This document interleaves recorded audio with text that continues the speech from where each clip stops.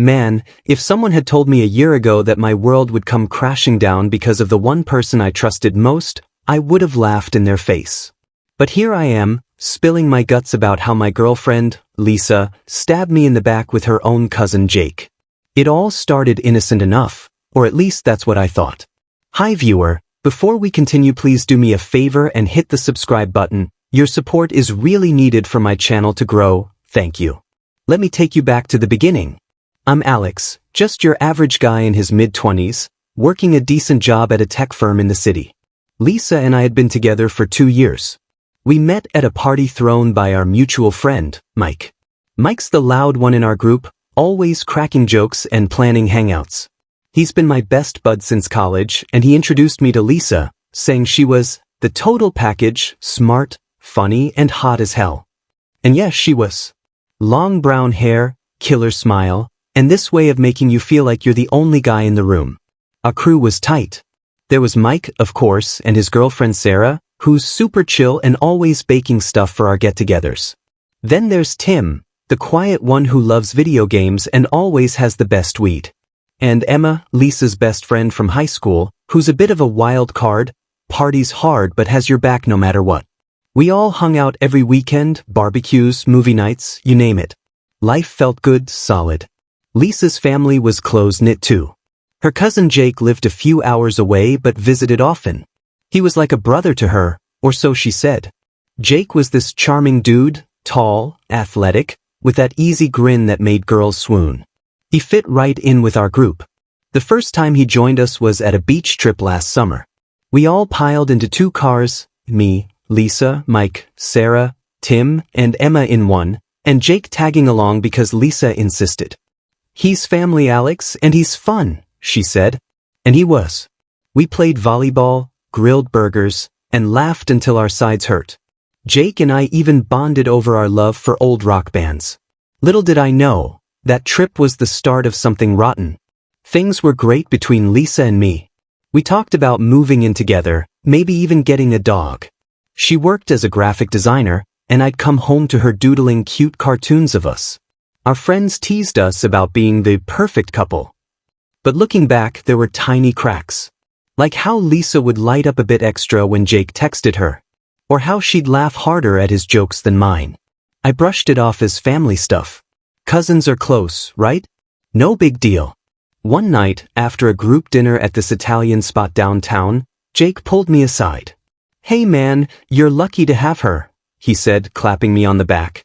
"Lisa's 1 in a million." I grinned and agreed. But later, as we all crashed at Mike's place for drinks, I caught Lisa and Jake sharing a look, just a quick glance, but it lingered a second too long. Emma noticed it too, because she nudged me and whispered, "Jealous much?" I laughed it off, but deep down, a weird feeling stirred in my gut. Like something was off, but I couldn't put my finger on it.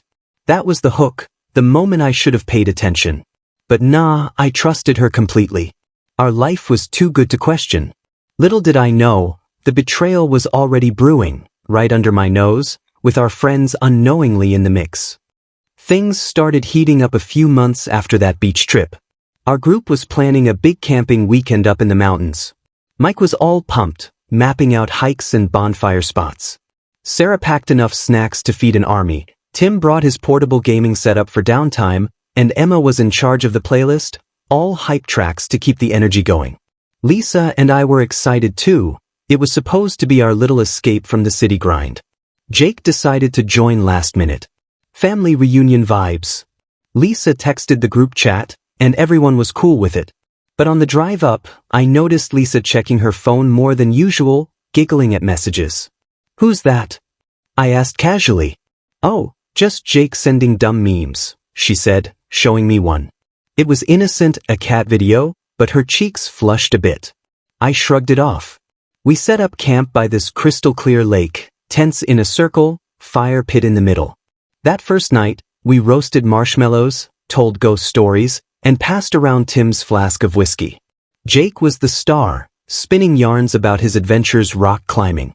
Lisa hung on every word, her eyes sparkling in the firelight. Mike nudged me. "Dude, your girl's got a crush on her cousin? That's weird." He laughed, but it hit me funny. Sarah rolled her eyes. Mike, shut up, they're just close family. Emma chimed in. Yeah, but Alex, keep an eye out. Jake's a flirt. Later, as everyone crashed in their tents, I woke up around 2 a.m. needing to pee. Lisa wasn't next to me. I figured she went to the bathroom spot we designated. But as I stepped out, I heard whispers from the woods nearby. My heart pounded. Bears? No voices. I crept closer, staying in the shadows. There they were, Lisa and Jake, sitting on a log, heads close together. He had his arm around her shoulders, and she was leaning in. We can't keep doing this, she whispered. It's too risky with Alex here. Jake replied, but you feel it too, right? This connection. Then he kissed her. Not a peck, a full-on, passionate kiss. I froze, my world tilting. I wanted to charge in, but my feet wouldn't move. Just then, a branch snapped under my shoe. They jumped apart. What was that? Lisa hissed. Jake grabbed a flashlight, scanning the trees. The beam swung my way, and I ducked behind a bush, heart slamming like a drum. Probably an animal, he said after a tense minute. They hurried back to camp separately. I waited, counting to 100, before slipping back into our tent. Lisa slid in quietly, pretending to be asleep. I lay there, staring at the tent ceiling, rage boiling inside. How long had this been going on? And why with her cousin, of all people? The next morning, everyone acted normal. Breakfast around the fire, jokes flying. But I watched them like a hawk. Lisa avoided my eyes a bit, and Jake was extra buddy-buddy with me, like overcompensating. During a group hike, Emma pulled me aside. You okay, Alex? You look like you saw a ghost. I forced a smile. Nah, just didn't sleep well. But inside, questions swirled. Was this the first time?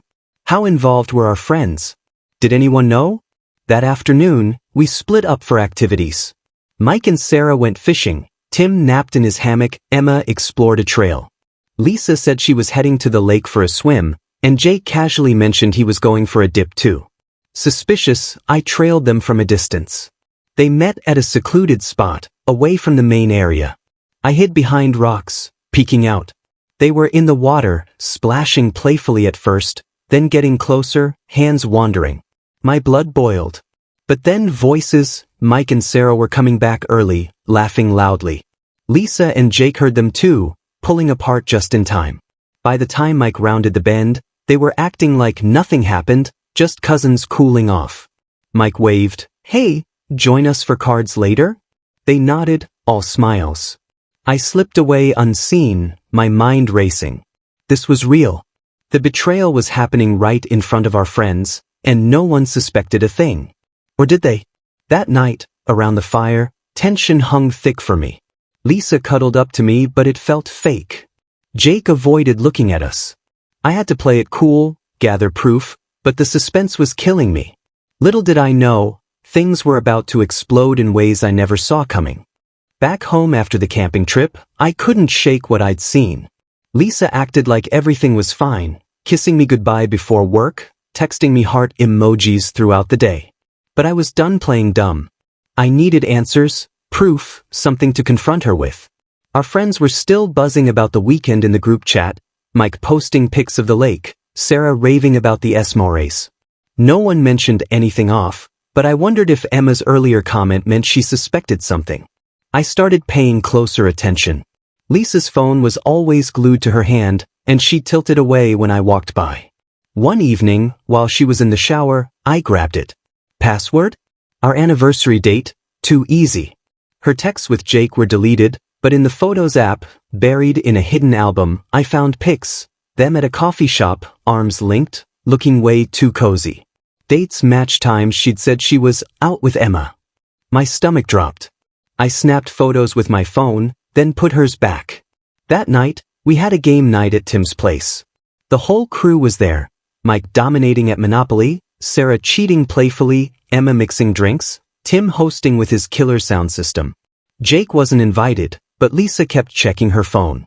Work email, she lied when I asked. Midway through, she stepped out for fresh air. I waited a beat, then followed quietly. She was around the corner, on a call. Jake, I miss you too, she whispered. Alex is clueless. We just have to be careful. My fists clenched. But then Emma came out looking for her. Lisa? You okay? Lisa hung up quick, plastering on a smile. Yeah, just a headache. Close call number whatever. I ducked back inside before they returned. The suspense was eating me alive. I confided in Mike the next day over beers. Dude, I think Lisa's cheating with Jake. His eyes went wide. No way, man. That's messed up. But yeah, I saw them getting chummy at camp. What are you gonna do? I told him about the photos, the whispers. He swore to keep it quiet but suggested confronting her. Don't let it fester, bro. Sarah overheard and pulled me aside later. If it's true, that's disgusting. But get solid proof.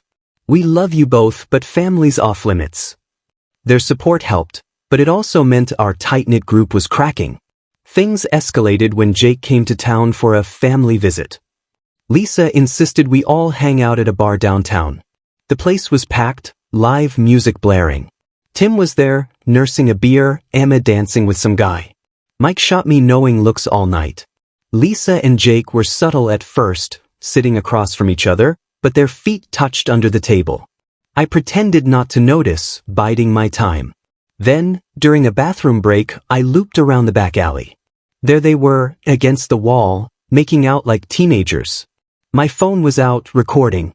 But a door slammed, Emma bursting out for a smoke. Whoa, what the? She saw them too, freezing. Lisa and Jake sprang apart. It's not what it looks like. Lisa stammered. Emma stared, then turned to me as I stepped from the shadows. Alex, you saw? Chaos erupted. Emma dragged Lisa inside, yelling. Jake bolted, mumbling excuses. Back at the table, Mike and Sarah demanded answers. Tim looked shocked. Lisa broke down, admitting feelings for Jake but swearing it was just emotional. I played the video, the one from the alley. The group went silent. How long? I demanded. A few months, she sobbed. Started after the beach trip. Betrayal hit like a truck. Our friends rallied around me, but the damage was done. The night ended in tears and slammed doors, setting the stage for the final showdown. I wasn't done yet, there was more to uncover, and it would blow everything wide open. After that bar blow-up, everything spiraled fast. Lisa packed a bag and crashed at Emma's that night, leaving me alone in our apartment staring at the walls. The group chat blew up, Mike texting me nonstop. You okay, bro? That was insane. Sarah sent hearts and offers to talk. Tim just said, damn man, here if you need. Emma was furious, calling Lisa out for being a total idiot. But Jake? Radio silence. The coward. I couldn't let it end like that. I needed closure, to face them both. So I planned a showdown. I texted the group, emergency meetup at my place tomorrow night. No excuses. They all showed, thinking it was a support session for me. Mike brought pizza, Sarah wine, Tim his quiet vibe, Emma ready to rant. Lisa showed up hesitant, eyes puffy from crying. And yeah, I invited Jake too, told him it was family business. He walked in looking guilty as sin, avoiding everyone's stares. We sat in the living room, tension thick enough to cut with a knife.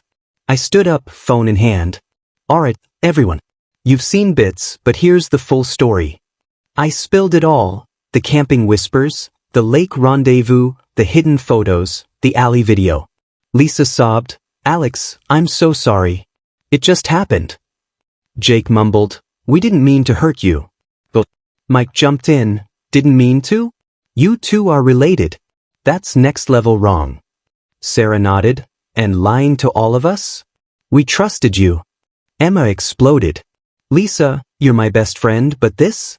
Cheating with your cousin? Gross. And Alex, you deserve better. Tim, usually silent, added, yeah, this group's been family. You wrecked it. The room erupted in arguments, Lisa defending it as real love, Jake saying they couldn't help it. I felt sick. But then the climax hit, I revealed more. I dug deeper that day, checking Lisa's email, yeah, I knew her password. Found plane tickets. They were planning a secret getaway next month. using money from our joint savings. You were gonna run off together? I yelled. Lisa broke, admitting everything. It started with flirty texts after the beach, turned physical during a family visit when I was out of town. They'd hooked up multiple times, always sneaking around our friends. Jake tried to bolt, but Mike blocked the door. Nah, face it, dude. The suspense peaked when Lisa's phone rang her mom, wondering why Jake was in town. In the heat, Emma grabbed it on speaker. Auntie, you won't believe this. She spilled the beans. Lisa's mom freaked, demanding Jake come home immediately. Family drama exploded over the line. Turns out, their relatives had suspected something weird for years, but never this. Jake slunk out, tail between his legs. Lisa begged forgiveness, but I was done. Get out. We're over. Our friends backed me, helping her pack essentials. As she left, tears streaming, she whispered, I ruined everything. Yes, you did. The group stayed late, consoling me with stories and laughs to lighten the mood. Mike slapped my back. You're better off, man. We'll rebuild. Sarah hugged me. New chapter. Tim offered, game night soon? No drama. Emma vowed, no more toxic vibes in this crew. Months later, Lisa moved away, cut ties with most of us. Disowned by parts of the family. I healed, slowly. Started dating again, focused on work. Our group got tighter, like survivors of a storm. Betrayal by blood, it hurts deepest, but it showed me who my real family is. The friends who stuck around. If there's a lesson, it's trust your gut and watch those innocent looks. Life goes on, but man, what a ride. If you love this story and want to hear more crazy real-life drama, hit that like button, leave a comment down below on what you would have done, and don't forget to subscribe to the channel so you never miss a video.